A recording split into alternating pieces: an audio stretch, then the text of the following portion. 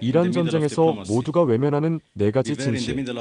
12일 동안 서로에게 많은 상처를 남긴 이란, 이스라엘 전쟁이 불안정하나마 휴전 상태에 들어갔습니다. 전쟁 과정에서 여러 심각한 문제가 드러났으나 놀랍게도 한국과 미국, 유럽 등의 나라들은 애써 진실을 외면하고 있습니다. 명백한 침략에 침묵하는 나라들. 이스라엘과 미국이 이란을 공격한 것은 명백한 침략 행위입니다. 선전포고도 없이 다른 나라를 공격한 것도 국제법 위반이지만 특히 핵시설을 공격하는 건 제네바 협약 제1위정서 위반입니다. 국제원자력기구 IAEA도 핵시설 공격은 국제법과 유엔 헌장 위반이라고 지적했습니다.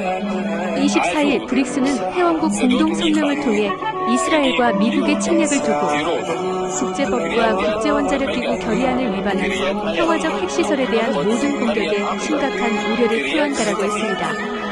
반면 이스라엘과 미국, 유럽 일부 나라는 이란의 핵무기 개발이 이스라엘을 위협하기 때문에 정당하다고 주장했습니다. 그러나 이란이 핵무기를 개발하고 있었는지는 의혹일 뿐 검증된 적이 없습니다. 의혹만으로 전쟁을 일으키는 걸 허용한다면 국제사회는 엄청난 혼란에 휩싸일 것입니다. 이스라엘은 핵 개발을 해도 되나? 이번 전쟁의 가장 큰 모순은 핵 확산 금지 조약 NPT를 거부하고 핵 개발을 한 이스라엘이 이란의 핵 개발 의혹을 이유로 침공했다는 점입니다. 이스라엘은 1950년대부터 핵무기 개발을 시작했고 1966년부터 1967년 사이에 첫 핵무기를 만들었다고 합니다. 2015년 콜린 파월 미국 전 국무부 장관은 유출된 이메일에서 이스라엘이 200개의 핵무기를 이란 수도 테헤란에 조준하고 있다고 언급했습니다. 이스라엘은 이란이 핵무기를 개발하면 자국 안보가 위태로움으로 이란 공격이 정당하다고 주장합니다.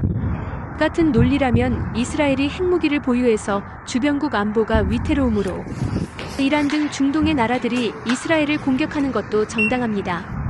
그러나 현실에서는 이스라엘을 제재조차 하지 못하고 있습니다. 과학자 살해는 범죄. 이스라엘은 전쟁 초기 이란에 침투한 요원을 통해 이란의 핵과학자들을 대거 살해했습니다. 전쟁 중에 군인이 아닌 민간인을 표적 살해한 건 명백한 전쟁 범죄입니다. 그런데 모두가 이 사건에 눈을 감고 문제로 삼지 않고 있습니다. 하다못해 국내외의 과학자 단체들조차 규탄의 목소리를 내지 않았습니다. 과학자뿐 아니라 수많은 민간인이 이스라엘의 공격에 사망했지만 한국과 미국, 유럽 등의 나라들은 이스라엘을 처벌하자는 목소리 대신 이란 규탄만 하고 있습니다. 편파적인 국제원자력기구. 원래 국제원자력기구는 이란의 핵활동을 일상적으로 감시하며 이란이 핵무기를 개발한 흔적이 없다고 보고해왔습니다. 2015년에도 아마노 유키야 국제원자력기구 사무총장은 이란 핵 프로그램의 군사적 측면과 관련하여 핵물질 전용이 있었다는 신뢰할 만한 증거는 발견되지 않았다라고 보고했습니다. 그런데 2019년 아마노 총장이 사망하고 아르헨티나 외교관인 라파엘 그로시가 국제원자력기구 사무총장으로 취임하면서 분위기가 바뀌었습니다.